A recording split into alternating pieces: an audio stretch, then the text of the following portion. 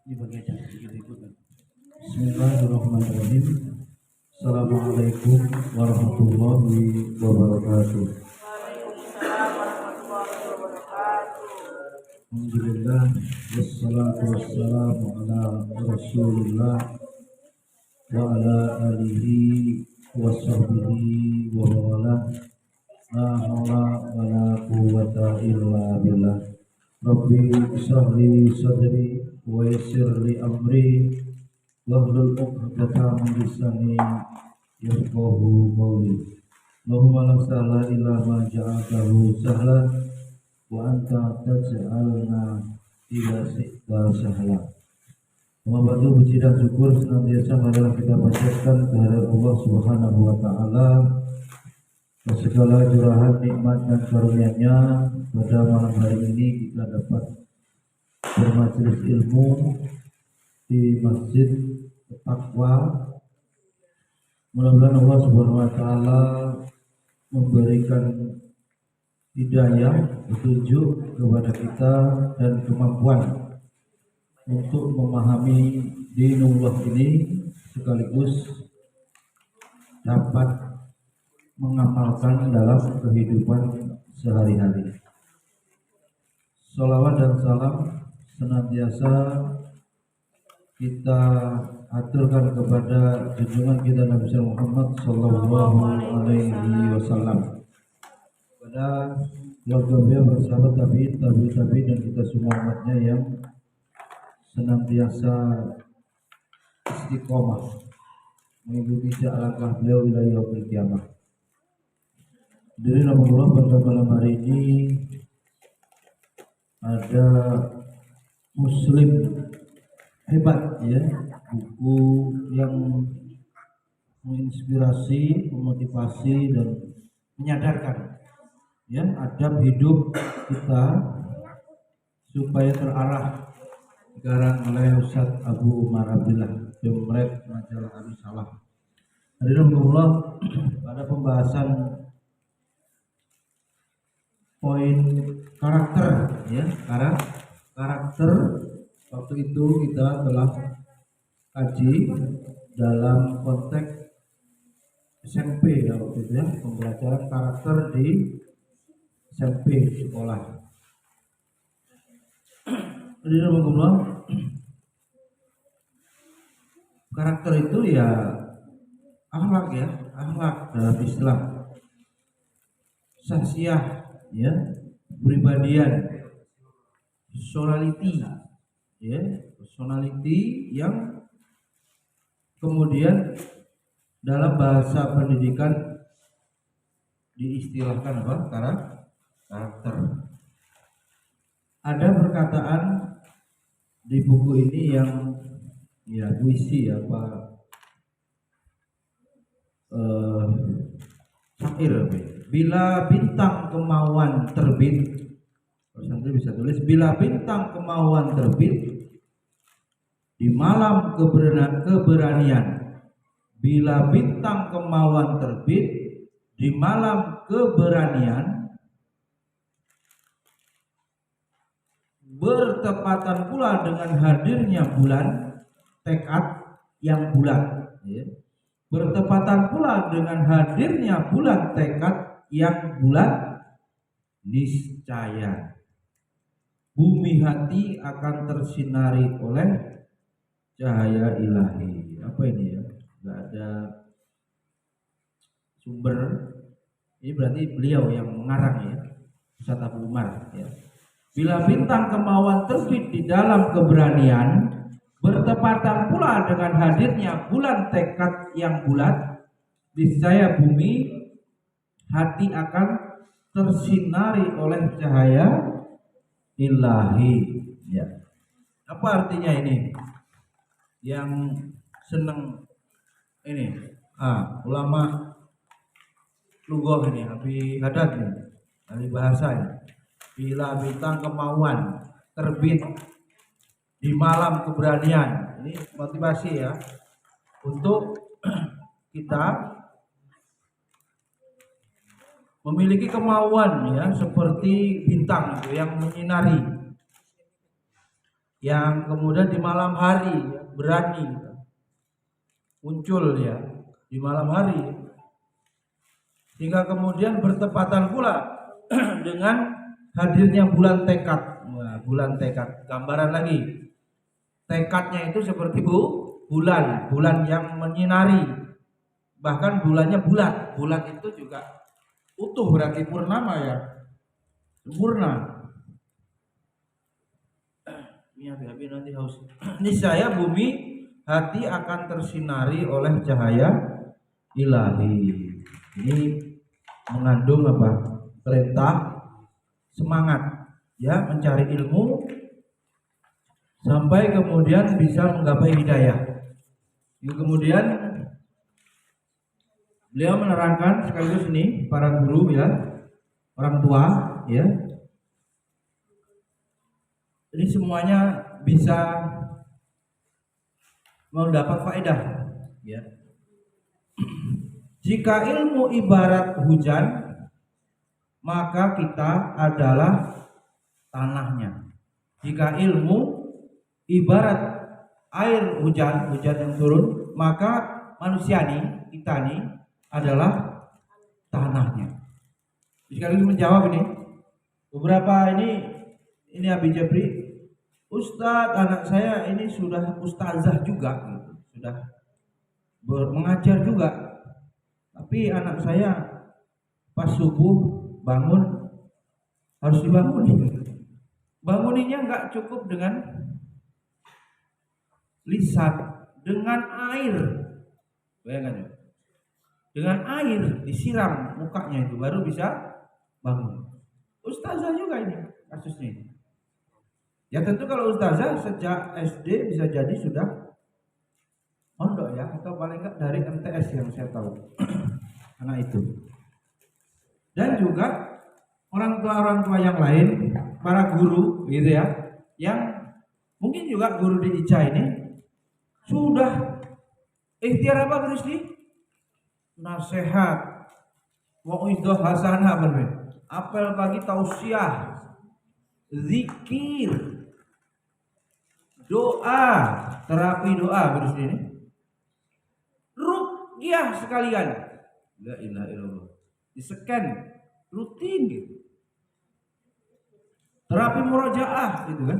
Terus namun demikian ada saja santri-santri yang belum sesuai harapan gitu ya.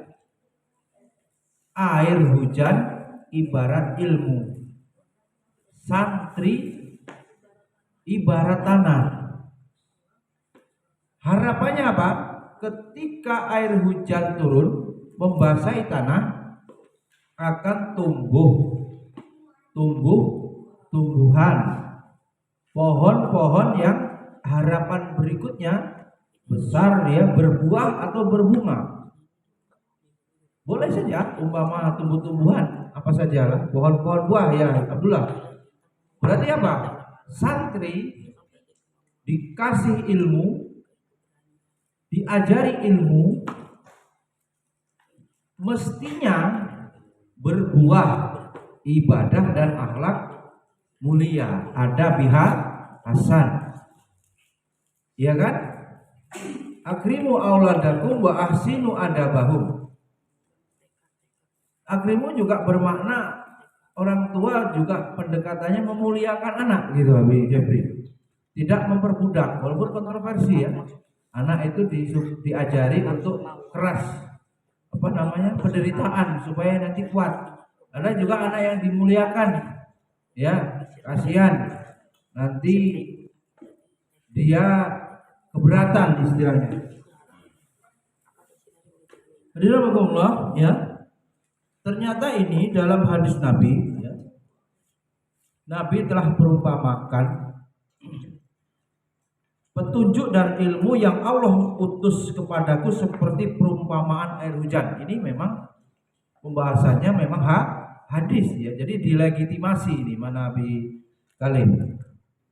Poin sebab tadi, jika ilmu ibarat hujan itu dilegitimasi oleh Rasul dalam hadisnya ini. Ya, petunjuk dan ilmu yang Allah kemudian utus kepadaku, kata Rasul, itu seperti air hujan yang kemudian air hujan itu mengenai bumi, tanah itu. Di antara hujan ada yang mengenai sebidang tanah. Ini jenis-jenis tanah tentunya ada tanah yang baik, ada tanah yang menerima air lalu dengannya tumbuh tanaman dan rerumputan yang banyak. Ini tanah yang subur tentunya. Di antaranya hujan juga mengenai tanah cadas yang mampu menahan air lalu memberikan manfaat kepada manusia dengannya. Mereka bisa minum air darinya, mengambil air pun maupun bercocok tanam dengannya. Kemudian juga ada kalanya hujan juga mengenai bidang tanah seperti tanah yang gersang, tandus. Itulah ya, yang gersang, yang tandus, tanah itu tidak bisa menahan air, abas saja lewat itu, dan tidak pula menumbuhkan tanaman. Tidak ada tanaman yang tumbuh di atas tanah yang gersang itu. Hadirin Allah, Rasul kemudian menegaskan itulah perumpamaan orang yang fakih. Fakih itu ahli, paham tentang agama orangnya, perihal agama Allah. Ia bisa mendapatkan manfaat dari ilmu yang Allah utus diriku dengannya. Nih, orang pintar, orang fakih, dengar hadis Nabi, dengar firman Allah yang dibawa oleh Rasul Risalah, dia memperoleh faedah, manfaat. Dia memiliki ilmu dan mengajarkan ilmunya tuh, memiliki ilmu dan mengajarkan ilmunya. Juga perumpamaan orang yang tidak mengangkat kepalanya untuk ilmu, tidak menerima petunjuk Allah yang aku diutus dengannya. Nih, kalau ada orang memondokkan anak kok kayaknya Habib Rusdi tidak ada hasilnya, atau Habib Rusdi sudah mengamati ya teman-temannya yang sudah menuntut ilmu di bidang tafsir Al-Quran, udah kuliah udah semester 9, kok jauh gitu harapan pengamalannya itu, apalagi sampai standar yang diharapkan Habib Rusdi mulai dari apa? Tadi apa yang dikirim Habib Rusdi udah tahu? Musyahadah, ya kan? Luar biasa, jauh sekali ya. Mukasyafah, muraqabah berat ya. Sama-sama apa? Mengalami proses nih Habib Jabri, sama-sama memperoleh siraman air, tapi kemudian santri yang beragam, mahasiswa yang beragam itu tentu ibarat tanah tadi, ada yang subur, ada yang gersang. Kalau mau dibuat dua ya, nanti disarah ini ya, ditafsirkan apa, disarah hadisnya ini. Nah, dari hadis tadi santri tulis ada tipe manusia, kaitannya karakter tadi ya. Jadi orang itu sudah kita ceramai, sudah masuk program dakwah, sudah dibina, halaqah lah, apa taklim intensif lah, atau sekolah program kuliatul muallimin misalnya khusus ya. Tetap kita sebagai guru harus paham ada tipe santri atau manusia itu.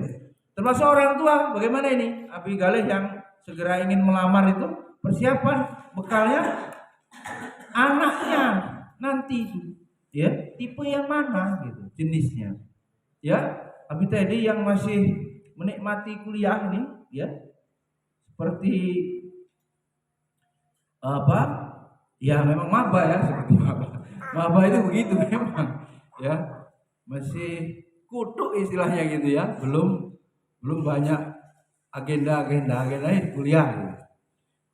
Sekarang tipe yang pertama santri. Tipe pertama seperti tanah yang menerima air hujan lalu bisa tumbuh darinya tanaman. Nih, Zaid. Tipe pertama manusia itu, nanti kalau antum berdakwah Zaid, seperti tanah yang bisa menerima air dan kemudian menumbuhkan menumbuhkan tanaman. Dia menerima air hujan, disimpan, kemudian tumbuhan tanaman, rerumputan dan seterusnya. Ini adalah gambaran orang yang ketika belajar ilmu agama, mereka tak hanya mampu paham tapi juga mampu mengamalkan ini. Dia bahkan ya memberikan faedah manfaat,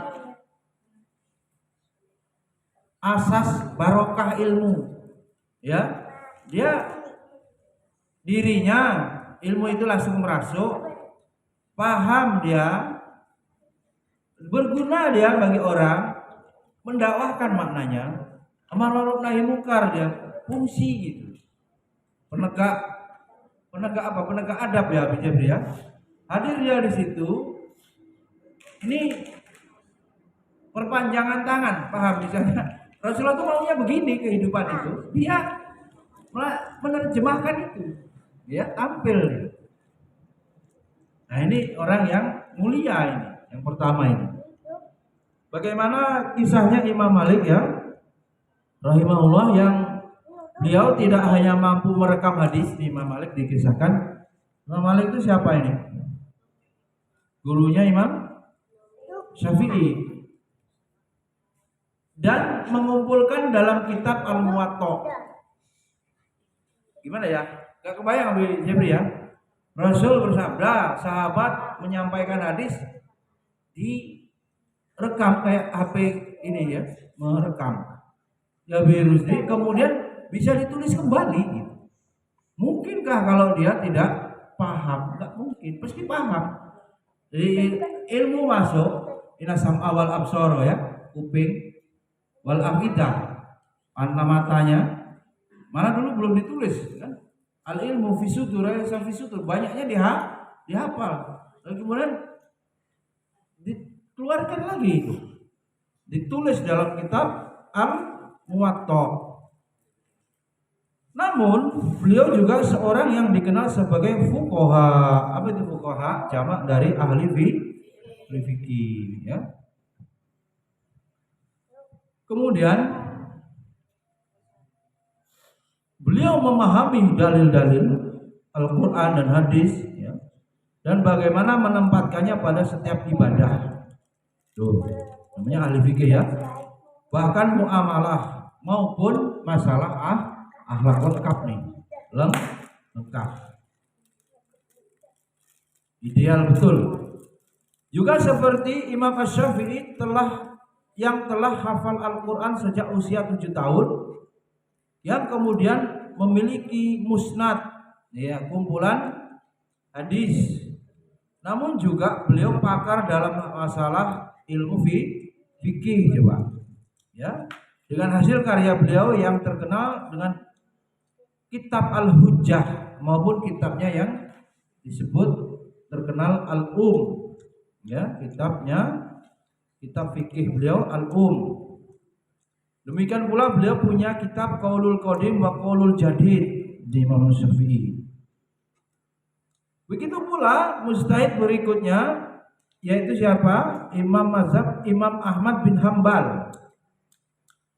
Demikian pula Imam Ar-Razi ya, menjelaskan tentang beliau. Bagaimana Imam Ar-Razi menjelaskan bahwa Imam Ahmad bin Hambal adalah Ahmad bin Hambal hafal 1 juta hadis. Luar biasa. Berapa hafalannya? 1 juta hadis. Itulah Imam Ahmad bin Hambal, Imam Mazhab Hambali. Ya. Beliau tidak hanya sebatas di situ, ya kan? Ternyata beliau juga pakar dalam bidang ilmu fikih, sehingga menjadi mujtahid Imam Mazhab.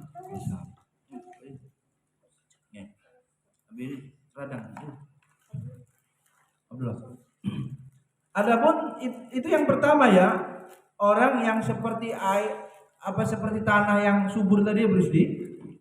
Momennya Rusdi kan ke Natar itu belajar, jadi tulisan tadi jelas gitu. Ketika ditanya itu bisa menjelaskan secara konsep ya, baru tataran konsep gitu. Ya memang harus konsep dulu, tuntas konsep, implementasi ya, kemudian dampaknya, pengaruh positifnya. Paham santri? Itu tipe siapa tadi? Tipe apa tadi? Tipe yang pertama. Ulangi. Apa maksudnya tipe pertama itu? Iya, tanah yang bisa menyimpan air subur, dan kemudian dari tanah itu tumbuhlah tanaman, pohon, buah-buahan atau tumbuhan yang bermanfaat. Itu gambarnya seperti apa? Orang yang alim. Contoh-contohnya tadi Imam Malik, Imam Asy-Syafi'i, Imam Ahmad bin Hambal. Ulama-ulama itu ahli. Kan beliau ini semuanya dikenal mujtahid, tapi juga sebagai ahli hadis dengan memiliki karya-karya dalam bidang ilmu hadis. Sekarang tipe yang kedua itu seperti tanah yang mampu menahan air. Bisa nih nyimpen air, tanah yang bisa nyimpan air. Namun tidak ada tumbuhan yang tumbuh, ya. Bisa air itu tidak langsung ke dasar bumi, bisa disimpannya. Tapi apa? Tidak ada tanaman yang tumbuh. Jadi ini seperti apa ini? Orang yang ilmunya banyak, tapi tidak diamalkan, tapi tidak bermanfaat bagi orang. Bisa jadi hanya berhenti pada dirinya sendiri itu, wawasan pengetahuannya itu. Orang tidak mengambil manfaat dari dirinya. Kalau dia meninggal, itu tidak terjadi apa-apa Jepri dalam kehidupan itu, ya biasa aja, seperti tidak ada kehilangan gitu. Tapi kalau orang itu manfaat, orang-orang yang memperoleh manfaat dari dirinya, ketika akhirnya dia wafat, misalnya orang soleh, orang baik ini, orang-orang betul-betul merasa kehilangan atau tercabut, apa itu sama dengan apa? Meninggalnya ulama itu dengan dicabutnya ilmu. Maslahat di situ bagaimana? Hilang kebaikan amar ma'ruf nahi munkar di situ terhenti. Ada juga ya Jepri ya, dulu kita amati pondok itu besar, melahirkan banyak intelektual ulama, tapi setelah pendirinya meninggal itu anaknya berebut harta, tidak ada anaknya yang mewarisi ilmu secara maksimal dan gak bisa melanjutkan sampai kampusnya itu dijual, sampai punya kampus di pondok itu.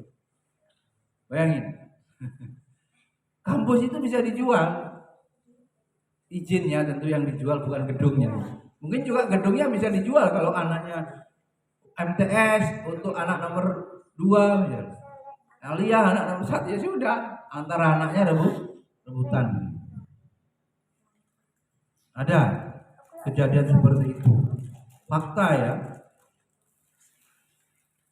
Nah dalam hal ini ya, ini dijelaskan bahwa tipe kedua ini seperti tanah yang hanya mampu menyimpan air, tidak ada tanaman yang tumbuh, sehingga orang-orang bisa tidak mengambil manfaat dari dirinya. Nah, tipe seperti ini adalah para penghafal hadis tadi, yang mendengar lalu menghafalnya, menyimpannya, meriwayatkan kepada orang lain ya Pak. Tipe-tipe orang hafal hadis saja dikategorikan nomor 2 ini. Cuma hafal-hafal saja ya Allah. Nah kita ini kan enggak, yang nomor 2 ini kan berat gitu. Ini kita sudah berat. Itu aja nomor 2 virus ini. Kita enggak hafal. Ini yang sudah hafal dikategorikan nomor 2. Jadi mereka ini menonjol dari sisi hafalan dan menyimpan seperti air tadi itu. Kan kita jauh sekali berarti. Ini yang nomor 2 ini. Bisa memiliki hafalan banyak, menyimpan file-file ilmu itu. Data-data syar'i itu, ya. Meskipun beliau tidak dikenal sebagai pemberi fatwa gitu, tidak seperti ulama sebelumnya tadi. Enggak pula dikenal sebagai ahli fikih, enggak pula dikenal apapun. Ya, dia laksana sumber air yang bisa manfaatkan banyak orang, yang bisa menggunakan air untuk keperluan mereka, bisa. tapi orang nggak ngambil, ya. Orang butuh kepada dia, tapi orang nggak bisa mengambil manfaat, ya. Oleh karena itu kita, ya, bagaimana melihat, ya, penggolongan tanah ini, tanah yang begitu itu, kita untuk begitu saja, Jeffrey kan setengah mati. Kita mau punya hafalan santri ini berat, betul kan? Mau punya hafalan Quran, apalagi mau hafalan hadis. Itu aja cuman menjadi tipe tanah nomor 2. Bisa nyimpan air, ya, tapi tidak tumbuh. Antum kalau hafal Quran, konkretnya nih, hafal hadis arba'in,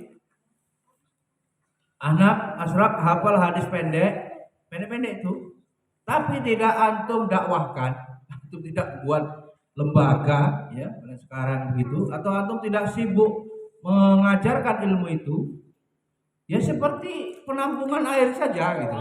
Seperti apa? Lutfi, penampungan air. Seperti itu.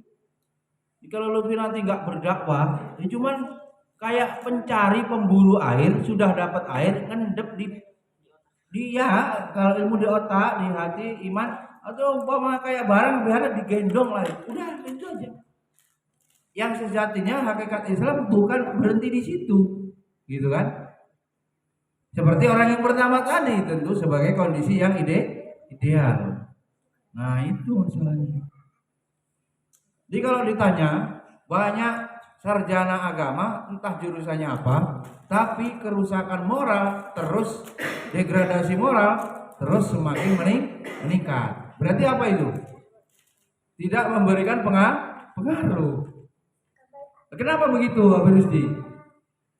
Nggak sampai kepada Allah gitu. Kalau istilah Habib Rusdi, ya hijab, masih terhijab. Sekedar ilmu itu selesai untuk jawab soal, kan gitu. Ilmu itu selesai untuk dapat sertifikat, selesai untuk dapat ijazah.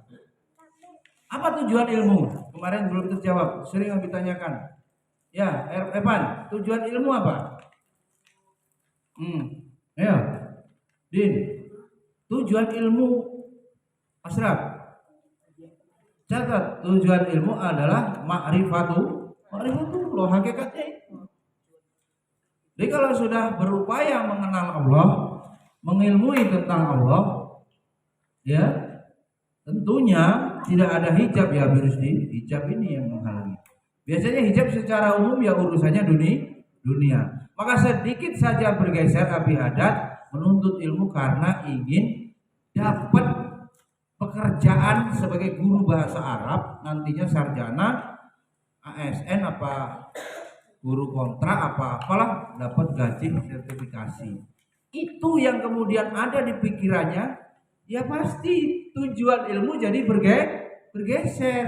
Niatan ilmu itu tidak hidayah, tidak ma'rifatullah. Tujuannya selesai bisa jawab, kerjakan tugas, berujung nih nilai, transkrip, nilai, berujung pula ijazah sudah bergeser. Maka kemudian jawabannya itu Abi Jeffrey. Sarjana pendidikan, sarjana agama banyak, tapi kerusakan moral juga banyak, tidak memberikan pengaruh karena tujuan ilmu sudah bergeser. Paham? Tujuan ilmu ini ma'rifatullah sudah bergeser menjadi tujuan duniawi tadi. Yang kemudian akhirnya apa? Ilmu itu seperti barang, komoditas. Kuliah nih dari kampung antum semua hijrah ke kota nih. Kita ini pusatnya kan di sini Bandar Lampung. Kemudian pada menuntut ilmu, pulang seperti orang sudah punya dagangan dijual kembali. Buktinya kalau kemudian Abi Jeffrey sudah SAG, kawannya dulu tidak SAG, sama-sama mimpin di kampung ceramah gitu, SAG 500.000 gitu. Yang enggak SAG separohnya 250.000 amplopnya misalnya, kan harus menyesuaikan gelar misalnya. Berarti apa itu? Orang juga pada akhirnya ya memposisikan, apalagi memang memang dimotivasinya supaya sejahtera untuk ilmu itu, untuk urusan materi. Ya sudah, tidak urusannya apa? Melanjutkan tugas para nabi dan rasul. Bukan ustadz itu sok suci nggak butuh duit. Cuman kondisi idealnya Habib Rusdi, ekonomi terbangun, kemudian dakwah itu sebagai apa? Sebuah aktivitas tanpa apa? Beban gitu. Dirinya sudah, kalau perlu itu tidak mikirkan amplop itu loh Habib Jabri. Itu beda loh ya. Beda. Kemudian orang beradab di kalangan Nahdien lebih menghormati itu, amplopnya bisa kayak gini bisa 20 juta gitu, ya kan? Jadi kalau di kalangan Muhammadiyah mungkin kayak kampus itu, profesor sekian gitu. Tidak sampai seperti kalangan Nahdien itu, takdim dari sisi amplop itu udah cerita-cerita yang apa? Umum lah ya. Satu desa urunan menghadirkan kiai besar bisa 20 juta itu. Ya, kalau kata Kiai Anwar, kalau Kiai mau murah ya mutin dulu itu suruh ceramah gitu. Habis ini kenyataannya begitu. Lalu bagaimana kalau antum mau menata hati ya ilmu, kalau memang lagi fokus ilmu maksimalkan. Kalau sudah ini habis bangun ekonomi. Setelah itu nanti kita tidak terpasung atau terbelenggu dengan kebutuhan tuntutan itu, ya, tuntutan kebutuhan yang itu suka mengganggu keikhlasan gitu. Kan banyak kan tulisannya gitu kan, apalagi ustadz muda kan dilema gitu kan banyak kan begitu. Ya gimana pentas begitu kita mengikuti Rasul secara kafah. Rasul juga ahli agama, pemimpin agama, Rasul juga pengusaha. Nah ini ya, kita tidak sebagian saja mencontoh Rasul, sehingga kehidupan ini yang diutamakan bukan balance loh kehidupannya, konsepnya ya. Kehidupan balance itu keliru. Yang utama akhirat. Tahu-tahu gini ya, umur habis, tapi nggak pernah dia terbelenggu dengan kebutuhan tuntutan dunia. Bisa nggak misalnya dicoba Habib Rusdi dicoba, karena Habib bilang nggak ada, Habib Rusdi dicoba seminggu. Itu kalau antum pikirkan semua, malam siapa guru izin besok misalnya ya, besok belanja ini ya, besok bayar listrik, duitnya kan ada, uangnya kan sudah ditransfer kan, SPP misalnya, infak ada yang masuk. Terus oh ini waktunya ujian tulisan, oh ini waktunya ujian lisan, magang begitu, mikirin begitu. Tahu-tahu malam nggak habis nih, tahu-tahu udah malam ya, mikirin jangan sampai ada guru telat misalnya, itu aja terus mikirin jangan sampai ada pembelajaran santrinya tidur, pikirannya cuma gitu aja. Karena ini konteksnya contohnya magang di model pendidikan ya habis nih. Pada akhirnya apa? Tahu-tahu udah ganti tahun pelajaran, tahun berganti, pikirannya gitu terus. Oh dari itu ada tunas-tunas yang bisa membuahkan hasil. Dia nggak pernah Rusdi punya daftar beli ini, pergi ke sini. Itu enggak. Yang dipikirkan bagaimana kepastian program berjalan, ada hasilnya. Kemudian dia bahagia kalau santri pada berubah, kemudian prestasinya, hasilnya bagus. Gitu aja Rusdi. Tahu-tahu menua, waktunya pulang, umur sudah habis. Itu yang dimaksud urusannya cuma akhirat. Kemudian apa? Dunianya mengikut. Buktinya dia juga makan, buktinya dia juga hidup. Beda dengan orang begini, ada pagi siang sore duit terus, gimana untung. Orang dibuat seimbang saja keliru. 50 dunia, 50 akhirat, kita juga tidak bisa mengimbangkan itu. Yang benar akhirat 100%, dunianya ngikut. Begitu Han, ya. Konsep hidup itu ya, sebagai seorang muslim yang hebat nih, jangan menjadi muslim minimalis. Masa urusan makan aja nggak beres gitu, muslim minimalis parah gitu. Untuk mencukupi urusan yang sudah dijamin oleh Allah itu nggak selesai. Hidup itu terlilit utang terus, gimana hidup itu? Utang rak piring ya. Abi tadi gimana hidup itu? Coba kalau menjadi pipa mata air ya, Abi tadi antum akan basah terus. Kalau antum berpikir menjemput rezeki untuk memberi orang, antum akan menjadi penyalur. Bukan antum penadah di ujung keran itu, nadong mengharapkan santunan. Enggak, Nabi enggak begitu. Jiwanya sebagai apa? Memberi, ya. Jiwanya sebagai apa? Penolong. Tangan di atas lebih baik daripada tangan di bawah, ya. Hadirin Allah, itu orang yang kedua ya, ngeri ya orang kedua kayak begitu. Kita jadi orang kedua ini udah setengah mati. Kan orang kedua tadi hafal Quran, hafal hadis. Cuma dia tidak sampai menjadi mustahid gitu loh. Tapi kali dibayangkan, ini hafal Quran, hafal hadis, tapi nggak jadi mustahid seperti orang pertama ya. Gimana itu? Iya kan? Kemudian berikutnya penjabarannya, karena itulah Nabi Sallallahu Alaihi Wasallam telah mengamanahkan kepada siapapun yang mendengar hadis dari beliau, nih perhatikan nih, untuk menyampaikan kepada orang lain. Ini adab ya. Sudah banyak ilmu yang didapat, apa tugasnya? Nabi menyuruh, ala liyuballihis syahidul ghaib wala'alla ba'daman yuballahu an yakuna au a'lahu min ba'di man sami'ahu. Bukhari dan Muslim. Ketahuilah, hendaklah yang hadir memberitahukan kepada yang tidak hadir.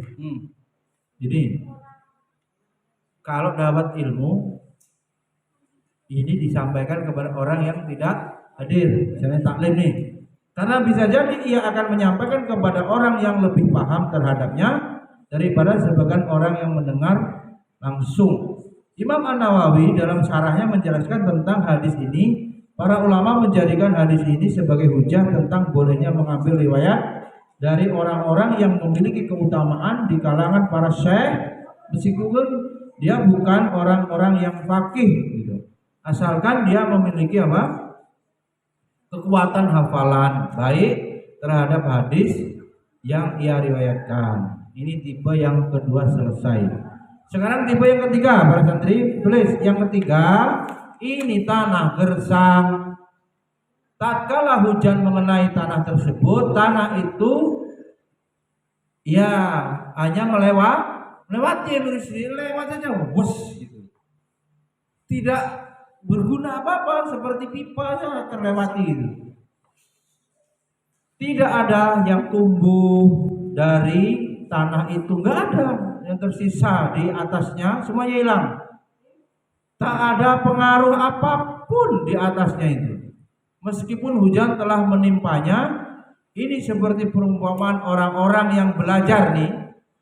Guru yang sudah mendidik santri ini, ada santri yang model begini nih, ada anak yang model begini nih, seperti tanah gersang.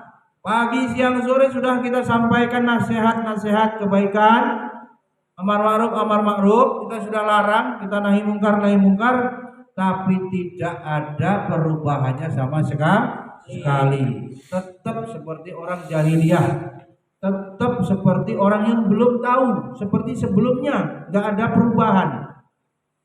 Cilakalanya lagi malah berpaling dia, ya, malah yang larangan malah dikerjakan gitu, malah yang sunnah malah yang harusnya dikerjakan dia tinggalkan gitu. Parahnya lagi seperti itu, ya, berpaling.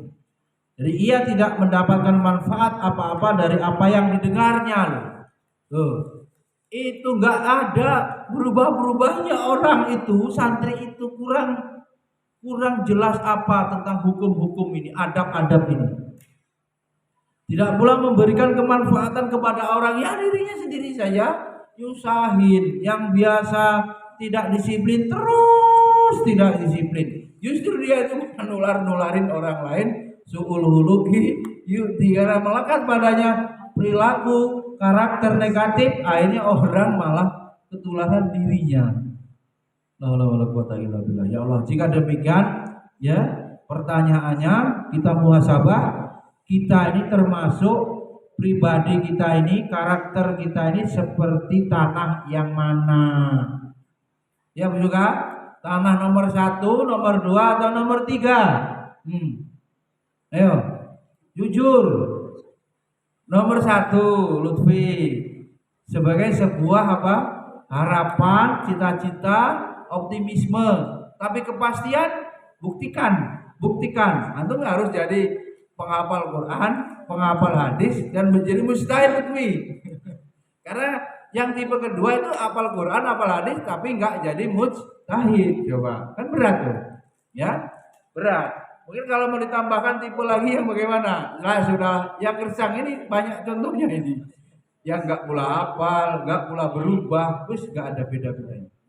Ya, ini para santri ya, kita bermohon ya kepada Allah ya, bagaimana bisa menjadi tipe yang pertama, iya kan? Himmah aliyah, cita-cita yang tinggi, ya.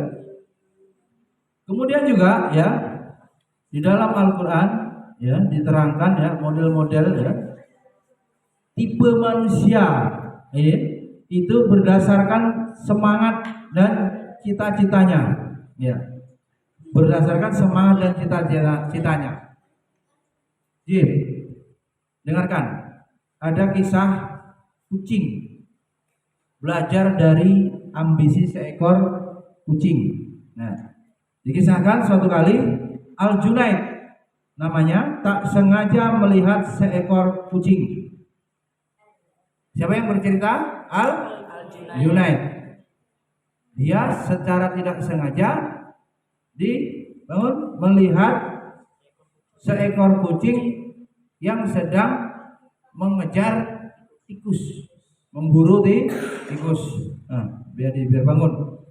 Tikus yang diburu itu masuk ke lubang. Tentu saja tikusnya mau menyelamatkan diri. Lubang tikus kan kecil, badan kucing tentu tidak bisa masuk ke dalam tanah yang mana lubang itu ukurannya ukuran tikus. Apa yang terjadi? Ternyata si kucing itu tidak putus asa. Kucingnya apa? Tidak putus asa. Apa yang dia lakukan? Tungguin, mengintai, ditungguin gitu. Diawasi lubang itu oleh kucing itu. Siaga dia. Seluruh bulu badannya tegak. Marah itu kan siap menerkam. Ya. Melihat pemandangan ini, Al-Junaid bergumam. Al-Junaid itu lihat, wahai hamba yang lemah, adakah semangatmu sepadan dengan ambisi kucing itu? Pertanyakan ini, kita ini hamba yang lemah, adakah semangat kita itu ambisinya seperti kucing yang nungguin tikus di dalam lubang yang mau diterkam itu? Jika iya jawabannya, lantas apakah yang kamu kejar senilai dengan apa yang kamu buru? Pertanyaannya, yang kamu kejar itu, yang antum kejar itu senilai dengan apa yang antum buru? Begitulah pemandangan singkat itu menyuguhkan pelajaran yang sangat berharga bagi Al-Junaid tadi, dapat hikmah beliau. Kemudian juga bagi kita pelajaran tentang dua hal ini, semangat yang tinggi dan cita-cita yang tinggi. Jika kemudian turunannya ada tipe manusia berdasarkan semangat dan cita-citanya. Yang pertama, golongan pertama orang yang lemah semangat. Nih, apa yang pertama? Lemah semangat. Semangat tak ada, cita-cita tak ada pula. Entah hidupmu apa, gak jelas. Ya, kalau naik taksi offline, apa kali naik? Apa yang ditanyakan supir? Mau kemana? Ilaina. Anta mau kemana? Terserahlah Pak supir. Pusinglah. Antum mau kemana nih?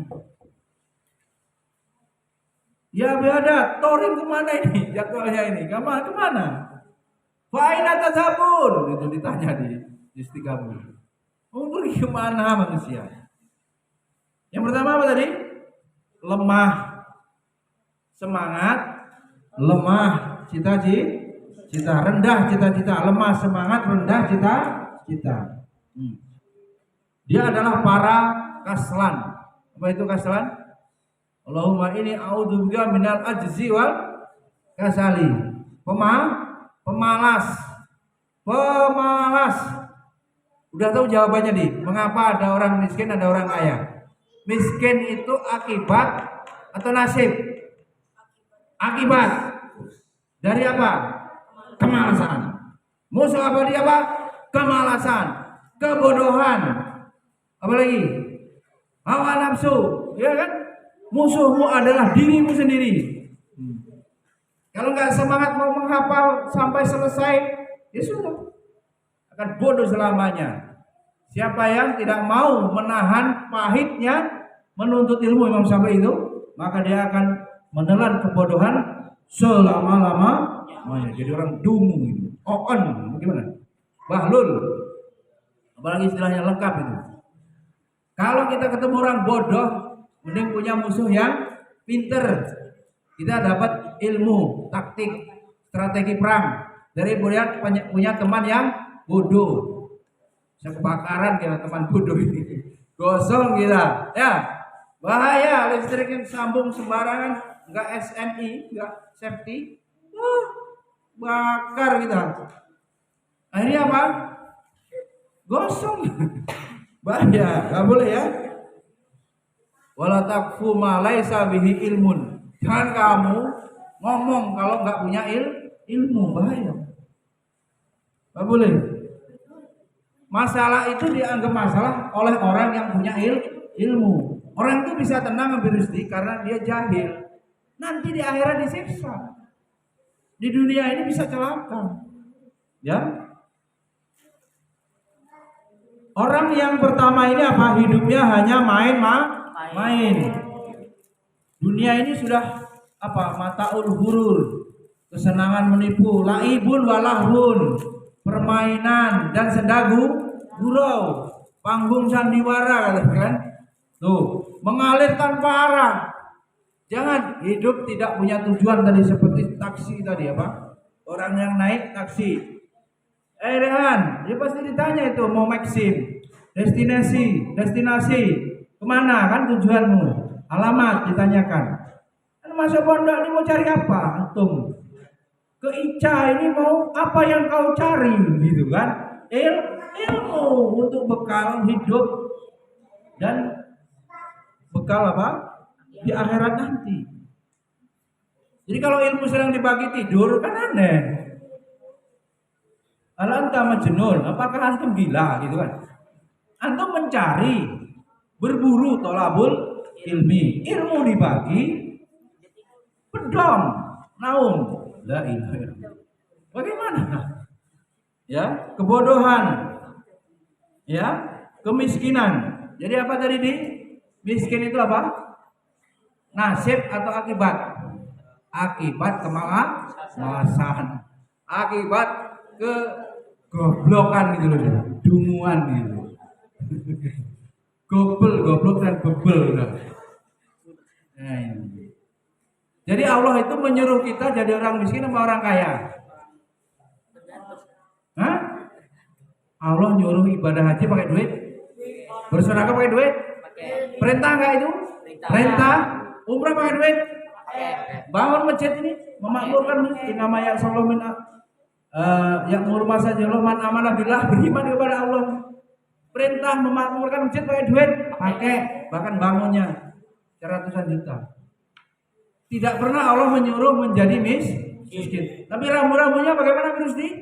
Yang tidak boleh hubud dunia, mencintai dunia porsi melebihi porsinya. Sebab yang diutamakan adalah akhirat. Betul, itu yang pertama. Yang kedua, orang yang lemah semangatnya namun cita-citanya tinggi.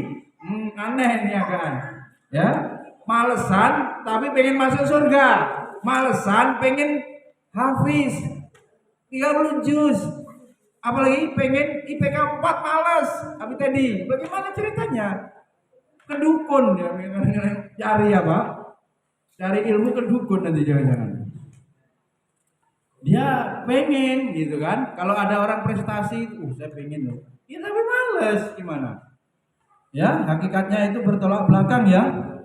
Atau lebih tepat jika dikatakan sebagai orang yang lemah semangatnya, namun tulul amal, panjang angan, pengen nikah, malas kerja, ya, nggak menuntut ilmu untuk bekal sebagai seorang ayah, kan begitu? Nggak ada jalannya, cuma angen. Mana Asraf pengen hafal hadis, malas mengulang-ulang, pengen ngaji tahsinnya bagus, malas latihan makhraj, capek ya nggak bisa, Asraf. Jadi semangat, nggak cukup cita-cita, ya semangatnya juga harus tinggi. Akhirnya kalau cuma angen-angennya yang tinggi, cita-cita yang tinggi cuma panjang angan, tarsok, sederet keinginannya banyak, tapi aksinya tidak ada untuk mewujudkan kita. Yang ketiga, orang yang tinggi semangatnya namun rendah cita-citanya. Apakah ini mungkin? Tinggi semangatnya, rendah cita-citanya. Ini tipe seperti kucing tadi yang dicontohkan oleh Al-Junaid. Semangatnya membaca tapi hanya untuk mengenyangkan perut semata. Tak ada salahnya itu terjadi pada seekor kucing, karena kucing tidak dititipi akal gitu. Tidak pula pada ada taklif yang berdampak pada konsekuensi akhirat. Ya, tapi tentu saja hal ini naib jika dilakukan manusia. Semangatnya tinggi, namun obsesinya hanya sebatas kesenangan perut dan syahwat. Ini ambisi puncaknya tak lebih dari dunia. Karakter ini dimiliki orang-orang kafir, orang-orang yang paling dekat levelnya dengan mereka.